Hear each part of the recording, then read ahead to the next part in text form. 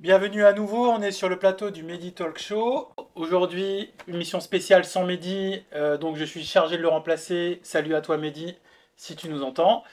Et aujourd'hui, on a deux sujets à vous présenter, deux sujets qui ont touché la France ou au moins une grande partie de la France. Le premier sujet, c'est cette assistante maternelle qui vient d'être condamnée à 25 ans de réclusion pour avoir assassiné un nourrisson de 11 mois. Cette petite Lisa qui a été effectivement intoxiquée avec des produits domestiques au moment où elle était placée dans la crèche. On va en parler avec le plateau aujourd'hui. Et j'ai vraiment le grand plaisir aujourd'hui de recevoir Béor qui est auteur de ce livre magnifique, Alerte disparition, qu'il a écrit pour raconter son histoire émouvante, comment il a réussi à retrouver en quelques jours sa fille, comment il a refusé de perdre sa fille et il a mis toute sa communauté et son réseau à contribution pour la retrouver. Je vous propose de parler de ces deux sujets tout de suite après ça.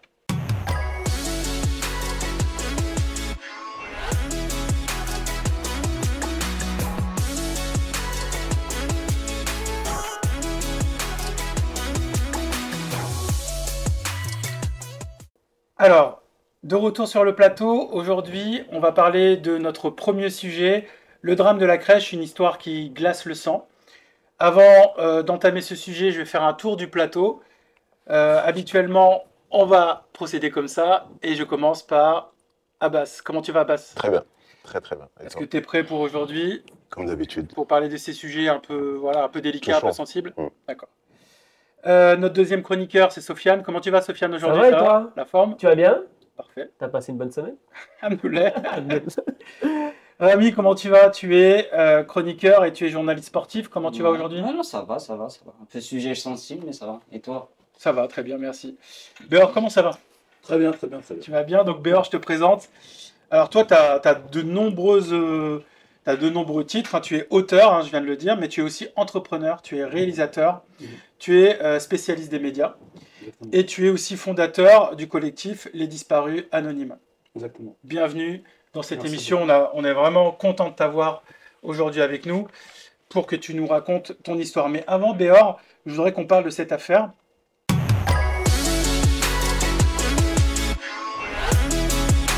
Tu en as probablement entendu parler, mais en 2022, il s'est passé un drame dans une crèche à Lyon. Une assistante maternelle, Myriam J, a empoisonné un nourrisson de 11 ans, la petite Lisa. 11 mois. 11 mois, excuse-moi. Donc, ce drame a eu lieu effectivement à Lyon et a glacé le sang de la France entière. Et aujourd'hui, ce qu'on veut essayer de comprendre, c'est comment cet acte inimaginable, hein, a pu avoir lieu dans un sanctuaire qui est une crèche, hein, un lieu où on est censé protéger, garder nos enfants. Et, et on se demande comment effectivement ce drame a pu avoir lieu. Donc j'aimerais qu'on discute un peu de tout ça tous ensemble. Juste pour rappeler les faits, donc Lisa avait 11 mois, elle est décédée quelques jours après avoir, Quelques heures après. avoir ingurgité ce poison, hein. C'est du Dextop, hein. Le Dextop, c'est un des Produit ménager, hein, produits ménagers exactement. dangereux. les plus dangereux au monde, on va dire. Donc la prévenue avait 30 ans, elle s'appelait Myriam. C'est une ancienne employée de la crèche qui a été condamnée cette semaine à 25 ans de réclusion pour torture et actes de barbarie et entraîner la mort sans intention de la donner. Donc l'accusée n'avait pas d'antécédent judiciaire, mais par contre, elle avait énoncé et avait alerté la crèche et la direction de l'établissement qu'elle subissait des mal-être, Problème personnel. des problèmes personnels, un début de burn-out. C'est ça. Et donc, elle avait commencé à alerter sa direction sur le mal-être qu'elle commençait à ressentir. Ce geste était délibéré selon l'enquête et la Cour a écarté le meurtre pour retenir une qualification qui insiste sur l'extrême cruauté de l'acte.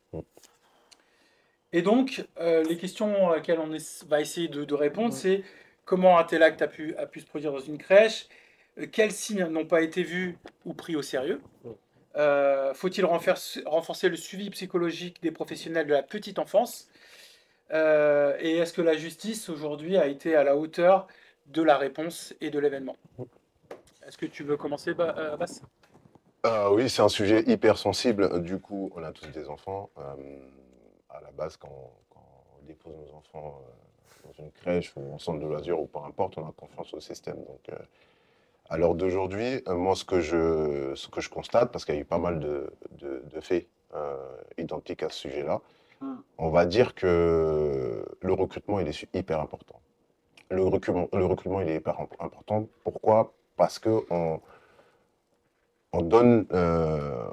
dépose nos enfants, on a besoin d'avoir cette sérénité, cette sécurité, Bien sûr. justement parce que c'est des professionnels, ces gens-là sont censés être des professionnels. Du coup, moi, ça me fait peur, en fait. Ça me fait peur parce qu'il y a de plus en plus de cas comme ça qui se produisent. On a plusieurs questions, on se pose comment le recrutement est fait, déjà pour commencer. Les qualifications. Est-ce que c'est des crèches publiques, c'est-à-dire de l'État, ou c'est des crèches privées? En l'occurrence, sur ce sujet-là, c'est des crèches privées. Et le problème, ce qui me fait peur, c'est le recrutement des crèches privées. Parce que cette personne, comment ça se fait qu'elle se retrouve toute seule à recevoir les enfants? Ouais. C'est la question que je me pose.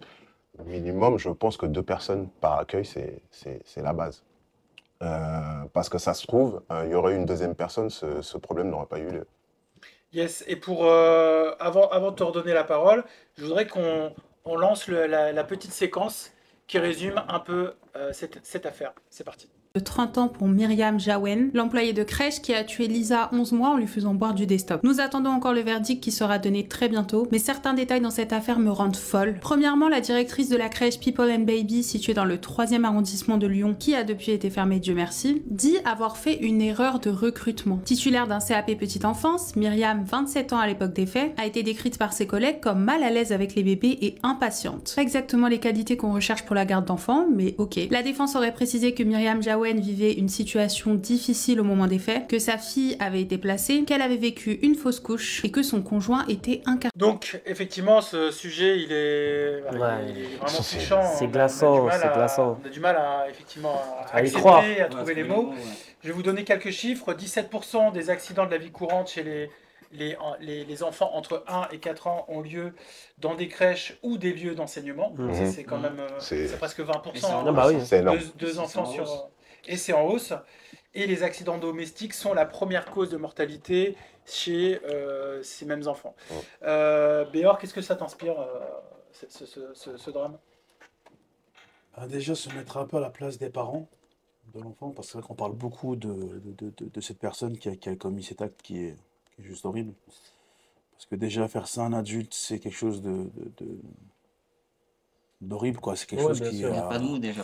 Il n'y a pas de mots pour le décrire. En plus, le Destop, c'est quelque chose qui est fait, c'est un produit qui est fait pour déboucher les canalisations de base. Complètement. Donc ça, c'est de l'acide qu'il y a dedans. Donc imaginez juste cet acide-là quand il rentre Dans le corps. dans le corps de quelqu'un, juste la trachée, elle est brûlée, déjà, tu vois. Donc imagine-toi chez un enfant. C'est encore pire, la souffrance dans laquelle il était. Donc déjà, la peine, moi, je dis c'est bien. Je dis c'est 25 bien. ans, oui. 25 ans. Maintenant, les requalifications judiciaires, parce que moi, maintenant, je suis un petit peu dans ce truc-là de...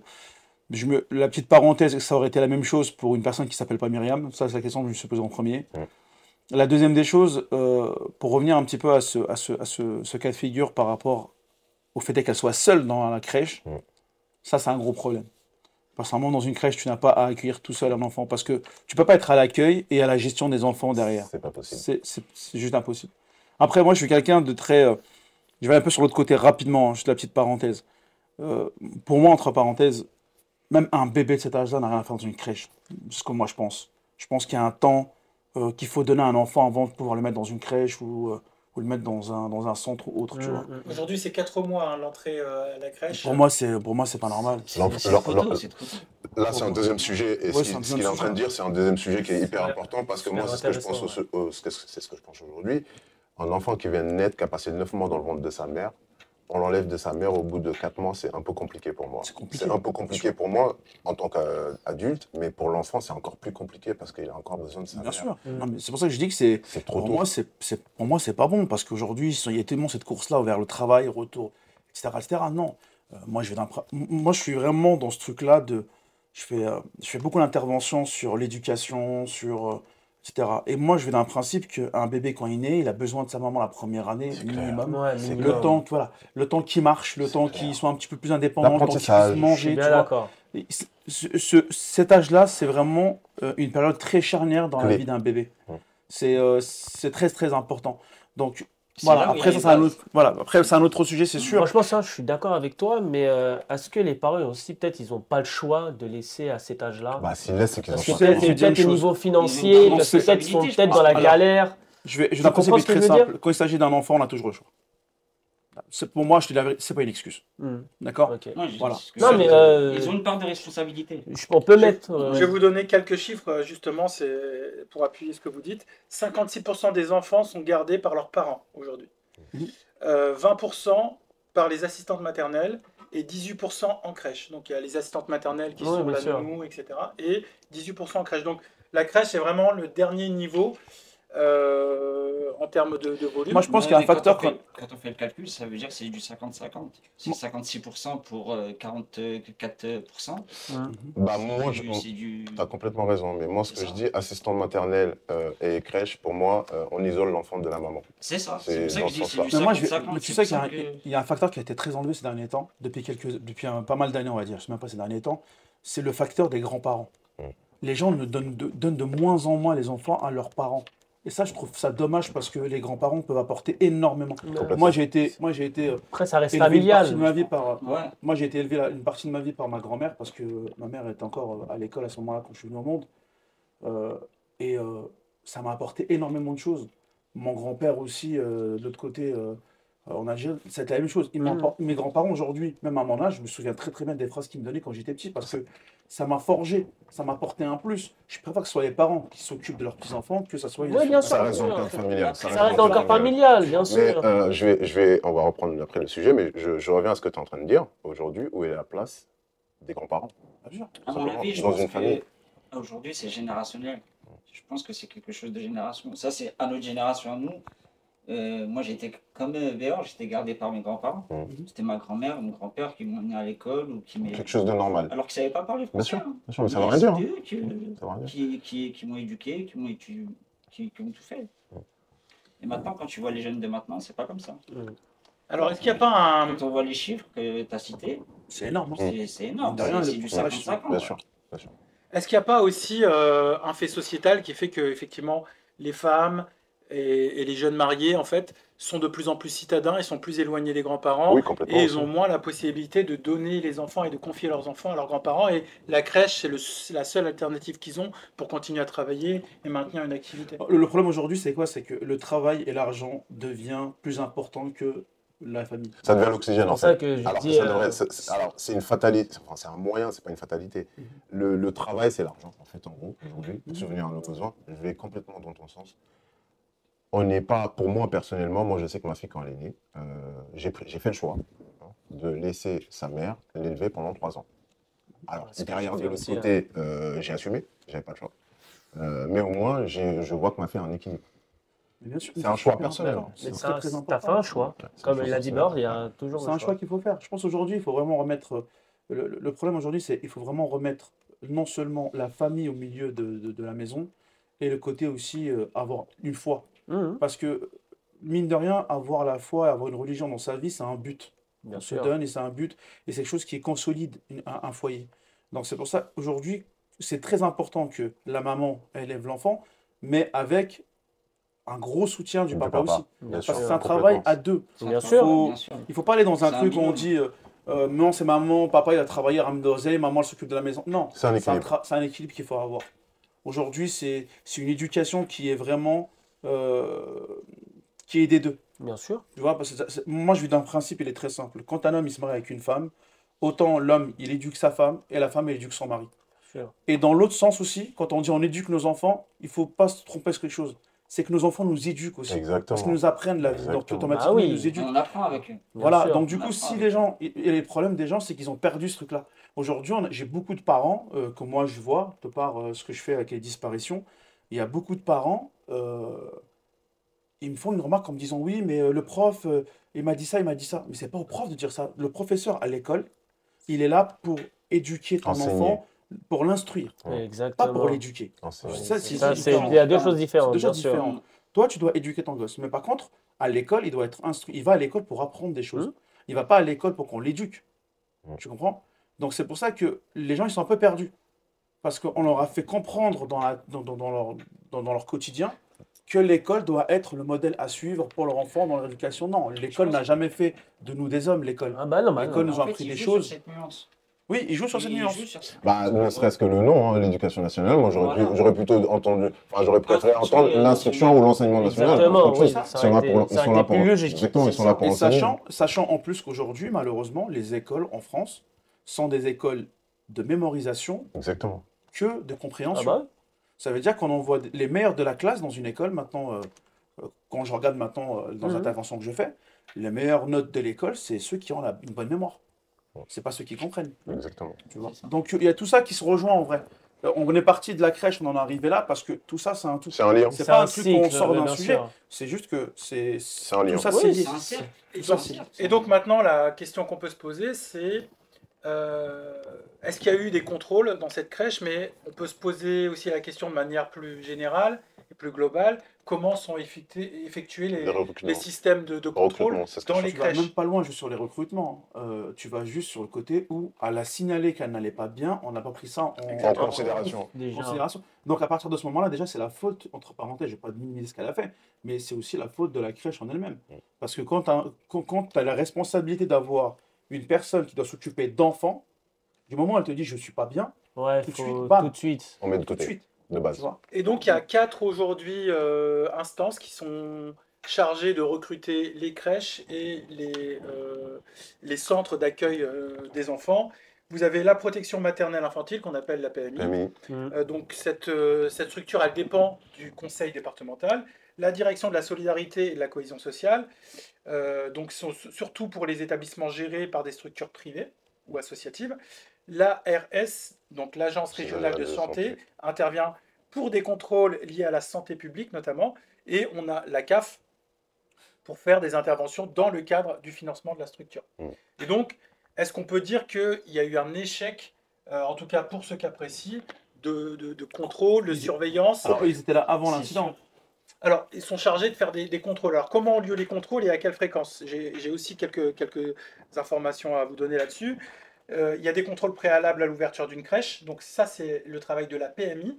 Donc, ils vérifient la conformité des locaux, l'encadrement et le projet pédagogique. D'accord? Ensuite, vous avez des contrôles réguliers, généralement entre 1 et 3 ans. Et c'est là où je voudrais qu'on ouvre une petite discussion. C'est est-ce que entre 1 et 3 ans, c'est un délai qui est suffisant pour aller contrôler? Moi, je dirais, Moi, c'est trop court. moi, je dirais, déjà, c'est trop court Ouais, peut-être, c'est mais trop je dirais surtout, ils sont incapables de contrôler en 3 ans toutes les crèches françaises. C'est impossible. Première des choses. Et en plus, il faudrait même carrément un suivi psychologique, même Complètement. trimestriel ou Complètement. semestriel. Des Ouais, entretiens, tous les des 3 entretiens mois. professionnels, Tous les 3 mois. des entretiens, bah, ça existe de Regarde, base hein, dans la loi. hein, Aujourd'hui, entretien. on a la Sécu qui te court après une semaine quand tu te mets en arrêt maladie. Ouais. Là, ils ont le temps de t'envoyer chez des médecins, des psychologues pour voir si ils vont te payer plus ou pas.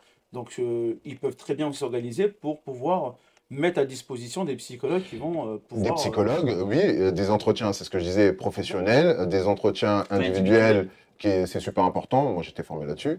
Et aussi, il n'y a pas que ça. Il y a les contrôles qui doivent être faits en permanence c'est sensible, c'est des sujets sensibles, c'est des enfants. Bah, Donc on doit se mettre à niveau. Il y a des formations aussi qui existent. Hein. On ne peut pas rester 1 an, 2 ans, 3 ans sans Moi, je me être pose la formé. question, est-ce que ce serait pas plus intelligent de mettre justement une sorte d'expertise venant des parents directement?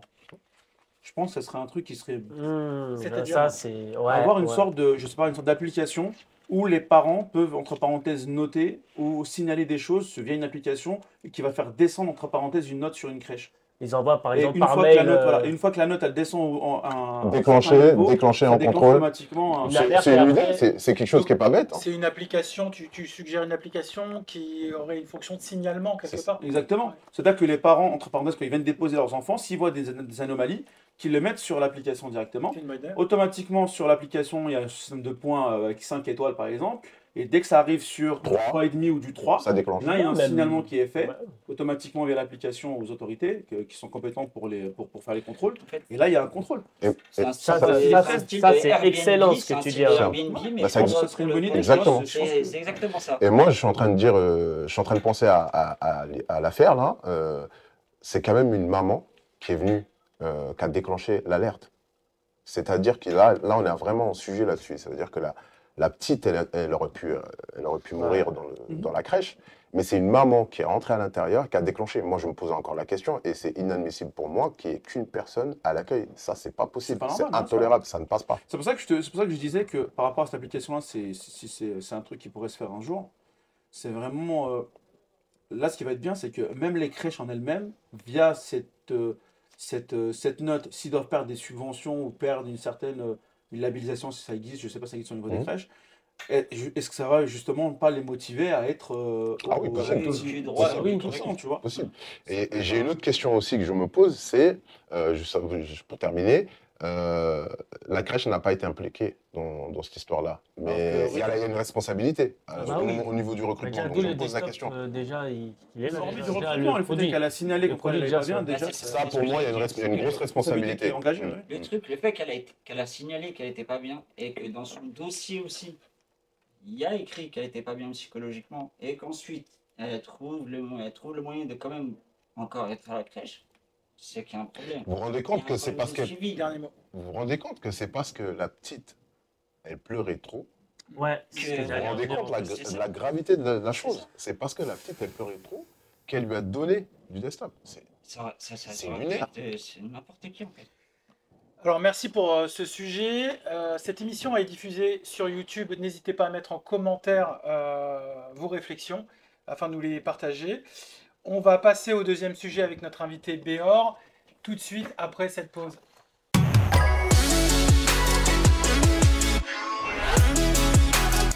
Bonjour, je m'appelle Béor.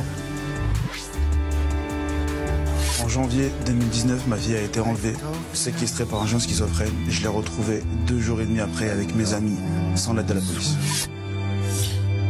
Donc du coup, on va les appeler les anonymes. Donc on va les chercher. Bienvenue à nouveau, on est sur le plateau du Mehdi Talk Show et pour cette deuxième partie, j'ai le plaisir de vous présenter notre invité et auteur du livre Alerte Disparition, Béor.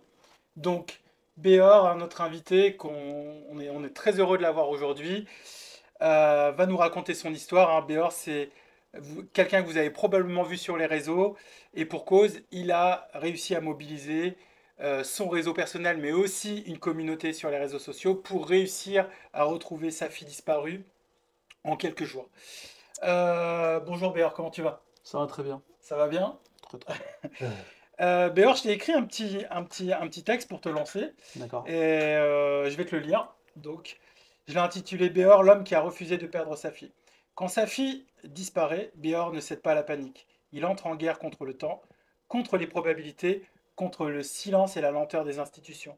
En quelques jours, porté par l'amour viscéral brut d'un père, il la retrouve. Seul, pas vraiment. Au départ, peut-être, mais il a réussi quelque chose de formidable, mobiliser une communauté pour réussir son pari fou. Son livre, Alerte Disparition, n'est pas juste un récit bouleversant, c'est une gifle au fatalisme, un plaidoyer pour ne jamais abandonner. Merci. Comment ça va, Béor? Merci. Ah, il a Bonne bien introduction. résumé. Hein. Ah, il a bien Non, résumé. mais Merci. Ah, franchement. C'est ça, c'est bien quand on parle de toi. Parce que quand on parle de soi, c'est un autre exercice encore. Alors, Béor, franchement, on est vraiment, vraiment content de te Merci. recevoir. Moi aussi. Alors, ton histoire, elle nous a bouleversés et touchés. C'est à la fois une histoire qu'on aime entendre, mais c'est une histoire qu'on n'aimerait pas vivre. C'est sûr. Non, c'est sûr. Après, comme je dis, c'est Dieu qui donne. Donc, ça a été. Tu sais, ma fille à qui ça arrivé, cette disparition-là, il n'y a pas très longtemps, elle m'a dit je suis pas contente, mais c'est bien que ça m'est arrivé parce que ça t'a permis de sauver énormément de gosses après. Tu vois. Et quand un enfant qui a eu cette souffrance, ce traumatisme-là, te dit ça y est, t'as tout gagné en vrai. Tu vois, mais voilà, c'est vrai que mon histoire, elle a fait le tour de la France, elle a fait beaucoup de bruit à l'époque. c'était un combat qu'on a mené de moi et mon entourage. Donc, que ce soit ma famille, que ce soit mes amis. Moi, ce qui m'a fait le plus de visibilité à l'époque, c'est qu'il y a eu deux personnes qui étaient connues à ce moment-là, qui s'appellent Kevin Razi et DJ Kim de Beurre FM, que je connaissais personnellement. Mais c'est des gens, quand ils ont vu l'avis de disparition de ma fille que j'avais mis, ils ont partagé tout de suite. Et du coup, grâce à eux, ça a fait Ça un fait un effet boule buzz. de neige. C'est un boule de tu neige. vois. Ouais. Alors, tu vas nous parler effectivement de la manière dont tu as réussi à créer effectivement cet élan de solidarité autour de la disparition de ta fille, sans dévoiler vraiment tout ce que tu écris dans le livre, mais est-ce que tu peux juste replacer le contexte de la disparition de ta fille, s'il te plaît? Bah, le contexte est très simple. Ma fille a disparu le 2 janvier 2019. Elle a disparu, il devait être à peu près 16h30, entre 16h30 et 18h. Nous, à 18h, quand on a vu qu'elle n'était pas rentrée, ma mère m'a appelé parce qu'elle était c'était un week-end et elle était. En plus, c'était le jour d'anniversaire de ma mère, donc du coup, c'était un peu. Ouais, c'était... Ouais, c'était Il spécial. manquait quelqu'un, quoi, en date, plus. quoi, ouais. Et là, je me suis rendu compte rapidement qu'il y avait un problème parce que ma fille, c'est pas une jeune fille qui sortait. C'était pas. À la base, elle, c'était manga, skate. Elle avait son monde à elle, un peu garçon manqué, tu vois. Et, euh, et après, par la suite, je me suis rendu compte tout de suite que ça n'allait pas. C'était problématique. Le premier, euh, le premier réflexe que j'ai eu, ça a été d'appeler des anciennes personnes avec qui je faisais des bêtises un peu avant, pour voir si c'était pas le passé qui me rattrapait. Je me suis quand même posé la question. C'était humain parce que j'ai pas eu une enfance et un passé très mignon, quoi, tu vois. Donc je me suis dit peut-être que c'est un retour du passé, peut-être que, je sais pas, ça peut être tout n'importe quoi, ça peut être une vengeance, ça peut être n'importe quoi. Et du coup, de ce côté-là, on m'a confirmé que c'était pas le cas. Et c'est là que je me suis dit, bon, là, ouais, là, c'est. Il y a un D'accord. problème. Donc là, ça peut venir de n'importe où. Limite, je me suis dit, j'aurais préféré que ça vienne de là, j'aurais pu régler le problème, tu vois. Mais là, tu te sentais un peu désarmé parce que t'as pas les codes pour En- agir. À ce moment-là, non, j'ai pas eu les codes, mais en plus de ça, c'est que le premier réflexe que j'ai eu, et heureusement que je l'ai eu, c'était d'aller au commissariat pour Déposer une signaler la disparition. disparition de ma fille. Le mec me connaissait de la ville, parce que je travaillais beaucoup dans le social, même à ce moment-là, déjà, je travaillais beaucoup dans le social. Tu sais, je donnais des cours de boxe, etc. et tout, dans le quartier, je faisais pas mal de choses, des petits courts-métrages, pas mal de trucs, quoi, tu vois. Donc, du coup, il m'a fait croire qu'il avait pris mon avis de disparition alors qu'il l'a pas fait. Oh. Je l'ai découvert le lendemain. Incroyable. Oh. Incroyable. Ouh Donc ça là veut dire qu'on a là. perdu 24 T'es heures. livré à toi-même. Hein. Ça veut dire que je suis sorti du commissariat. Lui m'a fait croire qu'il avait signalé Non, la- La disparition. la disparition à tous les commissariats comme il devrait le faire normalement, Mm. tu vois. Au moins qu'ils envoient la photo, toutes les patrouilles Oui, de bien la sûr. ville, des trucs comme ça, tu vois. Et quand je suis sorti de là, j'ai eu ce petit truc-là, je me suis dit, j'ai jamais compté sur eux. Tu l'as pas senti. Ouais, bah, de toute façon, on n'a jamais compté sur eux. Mm. Moi j'ai grandi depuis l'âge de 10 ans en banlieue, dans le 93 en plus, Mm. et on n'a jamais pu compter sur eux. Ouais. Tu vois, donc c'est même eux des fois qui viennent nous chercher pour calmer des histoires entre certains Entre quartiers, deux tu vois. cités, bien sûr. Et donc, ton premier réflexe Bah, à était ce moment-là, sorti. ça a été, j'ai pris la photo de ma fille, j'ai mis dessus, c'est ma fille, aidez-moi. Et j'ai mis mon numéro de téléphone en dessous, je l'ai mis sur Facebook, à l'époque c'était Facebook, c'était Mm. pas sur Instagram.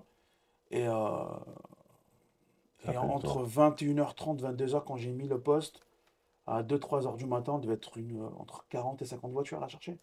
Donc les gens, ils sont vraiment bousillés de partout. Il y a des gens qui sont venus de Strasbourg, d'autres de Lyon, d'autres. Parce que moi, ce qui s'est passé, c'est qu'avant, je travaillais dans la musique. Depuis l'âge de 15 ans, je suis dans la musique.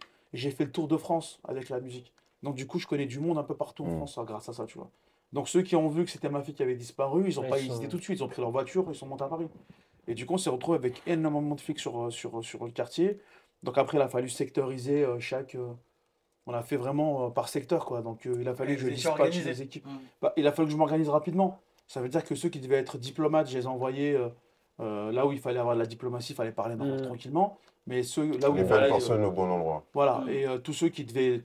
Un peu Qui plus. pouvaient Ouais, cogner voilà, facilement. voilà, c'est ça. Tu les envoies dans les squats, tu Mm. l'envoies au skate toxico, tu Bien Bien l'envoies. sûr, Juste bien pour sûr, les- bien sûr. Ouais, bah oui. Parce Mais que- juste, moi j'ai une question pour toi. À ce moment-là, entre le moment où tu t'es rendu compte que ta fille a disparu et là, ce que tu es en train de nous expliquer, tu étais dans quel état d'esprit? Parce que là. J'étais noir. Ah ouais, parce que là. Non, non, là. J'ai Je des sais, frissons là. Je te parle tu de sais, ça. moi, quand je me suis marié et que j'ai eu mes autres enfants, euh, j'ai eu ce truc-là d'étouffer une certaine bête que j'avais avant. Tu vois, une sorte de comprends très monstre bien. que. Donc il y avait un côté noir de Béor Ouais. que j'avais mis de côté, que j'avais commencé à étouffer, où j'avais une vie normale, quoi. Tu Ouais. vois, je me suis retiré doucement des conneries. Donc du coup, j'avais un train de vie qui était cool, quoi. Tu vois, je Ouais. profitais à fond de ma famille, j'étais bien. Bah, du moment où ma fille a disparu et que je savais pas où elle était, bah, l'ancien BR, il est revenu tout de suite.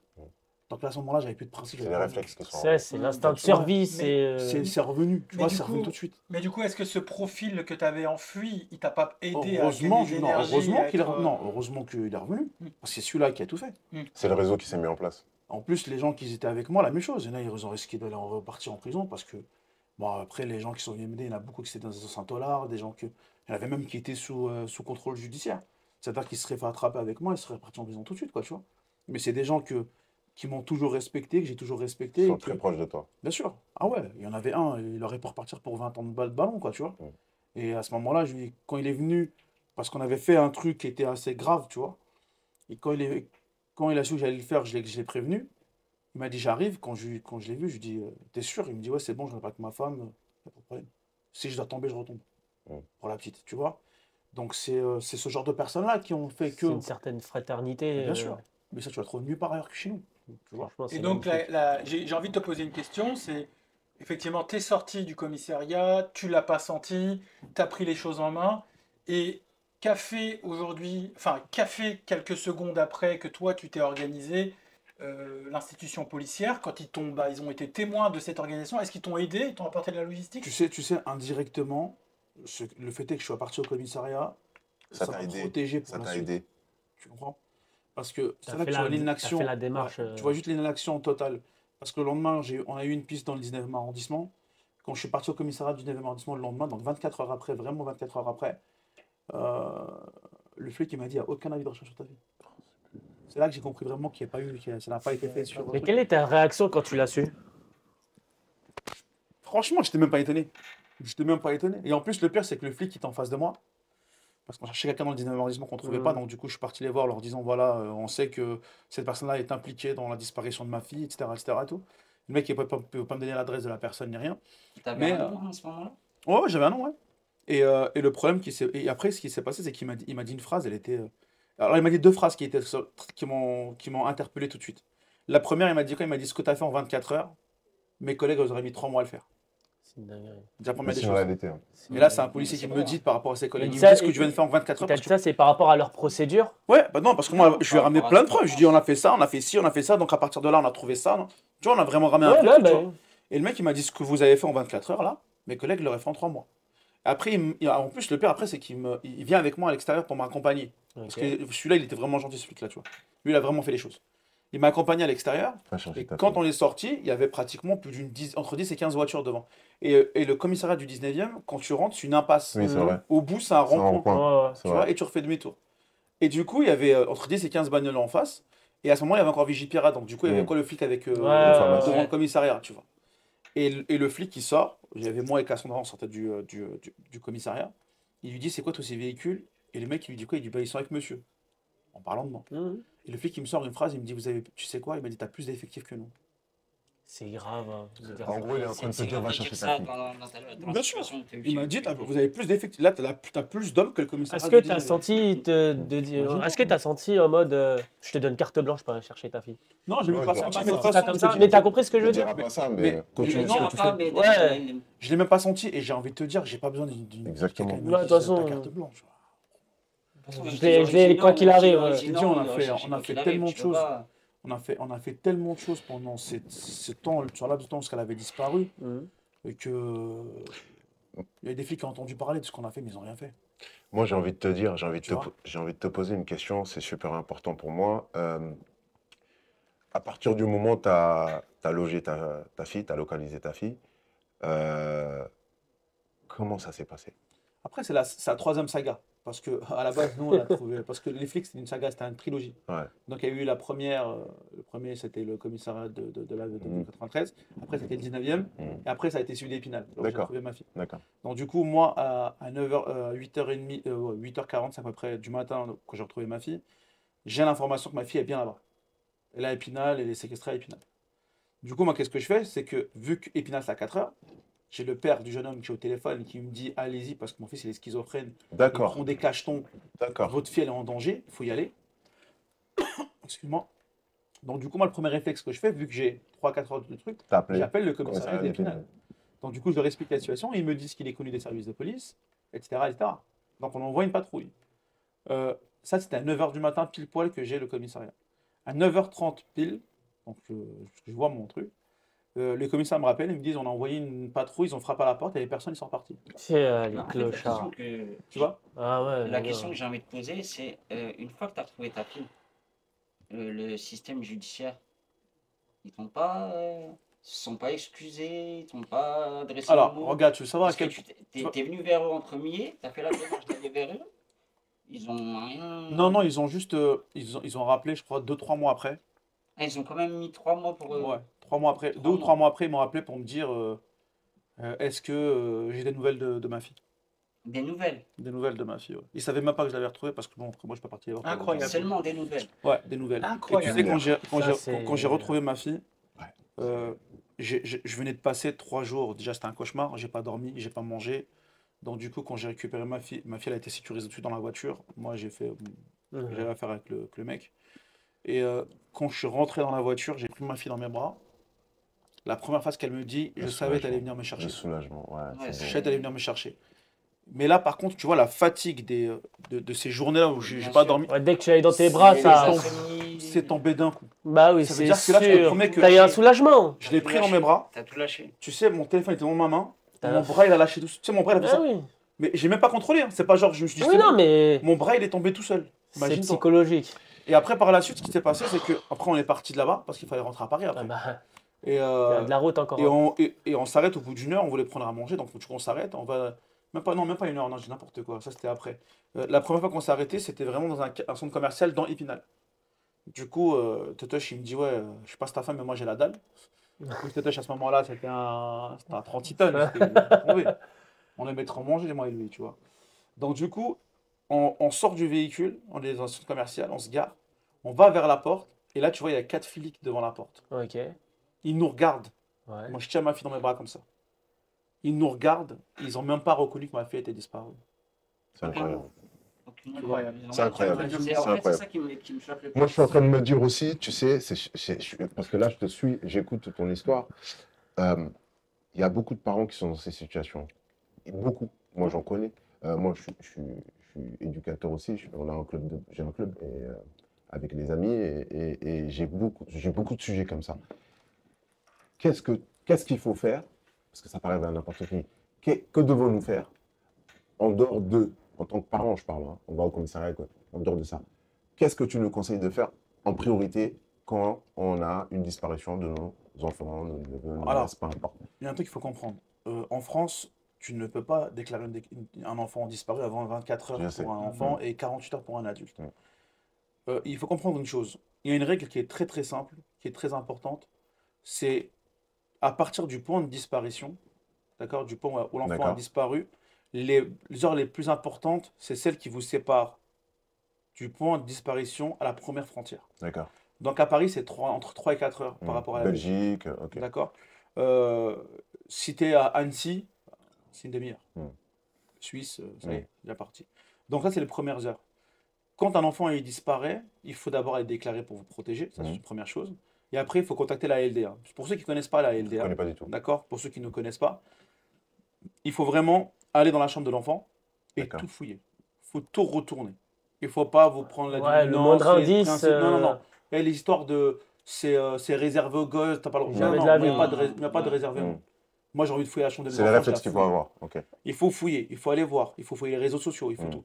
Nous, quand on a une disparition qui arrive, pour vous expliquer rapidement comment se passe la LDA, on a 6 cellules, toutes indépendantes les unes des autres. D'accord. D'accord? On a la première cellule qui est la team partage. C'est D'accord. tout le monde pour en faire partie sur les réseaux sociaux. Quand nous, on fait un avis de recherche, On qui est diffuse. reconnaissable Ok. de nous, c'est eux qui vont diffuser, D'accord. c'est partout. On a la deuxième cellule, c'est la cellule d'investigation. La cellule d'investigation, on va aller, on a une équipe qui est spécialisée là-dedans, qui va aller enquêter sur tout l'entourage de l'enfant disparu. Ils vont aller sur ses réseaux sociaux s'il en a, ils vont craquer les réseaux sociaux et aller voir avec qui il parle depuis 3-4 mois. On va vérifier ça, les discussions, C'est les important, commentaires. tout ça. On vérifie vraiment tout autour de l'enfant. Une fois qu'on a des pistes, on a la troisième cellule d'intervention, non, la troisième cellule qui est celle qui est aller sur le terrain pour aller vérifier. Mais la troisième cellule, elle a 3 rôles différents. Elle peut faire des battues, elle peut faire du porte-à-porte et elle peut aller vérifier les indices. Vous aurez de devoir d'enquête, quoi. En fait. Voilà. Après, donc, du coup, la troisième cellule, une fois qu'on sait que l'enfant est à tel endroit, C'est la 4e cellule qui est celle d'intervention. C'est des gens qui sont formés pour ça. Ça peut être des anciens flics, des anciens Qui militaires. va récupérer. Voilà, qui se forment souvent ensemble, qui font pas mal de choses ensemble. Ils n'ont pas le droit de le faire, mais ils le font quand même. Et qui vont aller récupérer l'enfant, peu importe où il est. Qu'ils sont dans un quartier, que ce soit dans un... Des dans un endroits village. dangereux. Bien, Ils vont déloger l'enfant, en fait. Exactement. Ils ont ce qu'il faut. Une fois que l'enfant... Ouais, ils ont tout ce qu'il faut. Et une fois que l'enfant, il est récupéré, là, il est pris en charge par la 5e cellule, qui, elle, ce qui est la cellule psychologique, qui prend en charge la famille au début pour les aider, mais qui peut faire un suivi avec l'enfant par la suite. D'accord? Et après, la 6e cellule, qui est là depuis maintenant 1 an et demi, à peu près 2 ans, c'est la cellule juridique qui va justement aider la famille sur des procédures judiciaires, qui va pouvoir se porter partie civile aussi, et qui va pouvoir aussi protéger les enfants pour pas qu'ils soient placés, qu'ils ne soient pas mis dans d'autres... Parce qu'il y a des enfants qu'on retrouve qui sont placés par l'ASE par la suite. Bien sûr. Alors que... C'est super important ce qu'il dit, je te laisse la parole, Marie. Pour les téléspectateurs, parce que ça, c'est quelque chose qu'on entend tous les jours. Moi, je pilote à peu près 300 personnes. C'est important d'entendre l'association qui gère, ton association, je pense, où c'est important de diffuser ça pour que le maximum de parents puissent entendre et connaître parce que ce que vous faites, c'est bien. Alors, on arrive sur la fin. Avant, je voudrais qu'on parle de la LDA, comment te contacter, depuis quand cette organisation existe et comment effectivement faire appel à cette association, ce collectif, pour aider sa propre famille ou pour aider des gens, des gens qui sont en détresse et qui savent pas quoi faire. Savent pas quoi faire. Je voudrais quand même rappeler quelques chiffres par rapport aux disparitions des mineurs en France. Les chiffres que je vais vous donner sont des chiffres de 2023. Donc, il y a 40 989 disparitions signalées par an, soit 112 par jour. Même si 95% sont des fugues, environ 7% sont des disparitions qualifiées d'inquiétantes. Donc, je fais référence par exemple à ton cas. 661 cas d'enlèvement sont des enlèvements parentaux. 37% des fugueurs ont moins de 15 ans. Certains à partir de 11 ans. Donc ça concernait les fugues. Donc l'affaire que tu nous as racontée, ton histoire, se trouve effectivement dans les chiffres de 7,2%. Alors justement, je vais rebondir sur tes chiffres. Ouais, les chiffres, déjà, ça c'est les chiffres du ministère de l'Intérieur. Ils sont entièrement niaisés. D'accord. Je veux bien te Tu veux apporter croire. un complément? Je veux bien te croire. Déjà, en 2019, quand ma fille a disparu, on a comptabilisé sur 2019, et ça c'est des chiffres qui ne sont pas publics, entre parenthèses, parce qu'ils protègent notre truc, on était à 55 000 disparitions. Non retrouvées? Non, 55 000 disparitions au total. Déclarées. D'accord. Les fugues. Et à la fin de ce que je vais vous dire, vous allez comprendre aussi pourquoi c'est beaucoup plus. En 2024, on est passé quand même à 160 000 disparus. Attention. Énorme. D'accord. 160 000 disparus, sachant que nous, par exemple, notre service juridique, il passe plus de 60% des interventions que nos avocats font, c'est pour obliger les commissariats à prendre les disparitions. C'est incroyable. J'ai une question. Je vais vous expliquer grave, juste pourquoi. Les mineurs, Là, c'est que les mineurs. C'est que les mineurs. Parce que je vais vous expliquer une chose. Il y a beaucoup de commissariats qui ne prennent pas les avis de disparition. Mais pour quelle raison? Je vais t'expliquer pourquoi. Parce qu'ils quand ils en font trop, ils se font taper dessus parce qu'il y a trop de procédures au niveau du procureur. Wow. Donc du coup, on les incite à ne pas mettre trop de disparitions. Pour pas crouler entre parenthèses sous les dossiers. Donc il y a plein de fois, ils vont vous dire oui, mais il n'y a rien du tout. Donc même ces chiffres-là, même que eux donnent, ils ne sont pas vrais. T'imagines que toi, on a une cellule juridique normalement qui devrait travailler sur des cas importants. Ils passent 60% de leur temps, 60% de nos avocats vont dans les commissariats pour obliger les commissariats à prendre un avis de disparition. C'est incroyable. Tu vois, ils passent beaucoup de temps à faire aussi, à obliger les commissariats à prendre des plaintes pour viol sur mineurs. Incroyable. Imagine. Donc c'est pour ça que je te dis, il y a énormément, il y a beaucoup plus, mais c'est niaisé. On arrive à la fin de cette émission. Béor, je voudrais que tu nous donnes l'adresse ou le site web à laquelle on peut joindre la LDA. Alors du coup, notre site web à nous a été piraté, donc du coup, on n'a plus de site web pour l'instant. On est en train d'en construire un autre. Donc vous pouvez nous contacter directement sur Instagram. Sur Instagram, c'est là qu'on répond le plus, et sur Facebook. Et donc la page s'appelle LDA. LDA, les disparus anonymes sur Instagram. On a eu énormément de vues et de mise en valeur de notre association depuis quelques temps. Donc on a rencontré pas mal de problèmes ces derniers temps qui étaient on a beaucoup plus de disparitions qu'avant à traiter. Actuellement, on en est à 8 disparitions en même temps. C'est ouf. C'est en hausse. Et on a eu un problème par la suite, c'est qu'il a fallu qu'on divise les équipes pour pouvoir pallier à cette augmentation. Et on se retrouve avec un gros problème de véhicules, financiers et autres. Donc du coup, on a fait un appel aux dons par rapport aux gens pour qu'ils puissent nous aider là-dessus. Est-ce que tu cherches des bénévoles? Des bénévoles, des bénévoles, actuellement, on est 1800 en France. D'accord. Et on est plus de 700 dans les pays limitrophes. Mhm. D'accord. Donc là, on a trouvé quelques solutions pour pouvoir faire rentrer de l'argent dans l'association pour pouvoir nous aider. On appelle toujours les gens à le faire. Le livre que tu tiens dans les mains, les bénéfices sont reversés automatiquement à la LDA. On fait un live sur TikTok le 16, le 17 et 18 mai. Sur le compte d'un monsieur qui nous aide énormément sur TikTok, parce que moi je suis pas du tout génération TikTok. Est-ce que tu as le nom du compte? Ça s'appelle Jayed. Jayed. Donc du coup on va faire un gros live le 17 et 18. Donc il ne faut pas hésiter à l'ajouter là. Voilà. Et pendant 24 heures, ça va être non-stop pendant 24 heures. Il y aura des artistes, des intervenants, des témoignages qui vont être là, quoi. Et sur l'appel aux dons, dernière question, sur l'appel aux dons, tu as une cagnotte Alors, nous, on n'a pas voulu aller sur un système de cagnotte. On est passé par un organisme qui est très sérieux, qui est issu de l'État aussi, qui s'appelle Hello Asso. D'accord. C'est quelque chose qui est très contrôlé, Ouais. c'est pas n'importe qui. C'est très bien. C'est utilisé, ça marche bien. Ouais, c'est très bien, c'est très bien. Donc du coup, il faut aller sur notre Instagram, les LDA, les disparus anonymes, et en bio, il y a le lien pour faire Très bien. le don. On arrive à la fin de cette émission. Je vous remercie à tous d'avoir participé. Je rappelle le livre de notre invité Béor, Alerte disparition, un livre magnifique et poignant que je vous conseille et qui est édité Très belle chez histoire. Lafon. Édité chez Lafon. Je vous le conseille, vous pouvez vous le procurer dans toutes les librairies, partout. Moi j'ai une question. Quand est-ce que ça sort sur Netflix? Ouais, exactement. Alors, Dernier, hein. Après, bon, ça va être une excuse que je vais vous donner.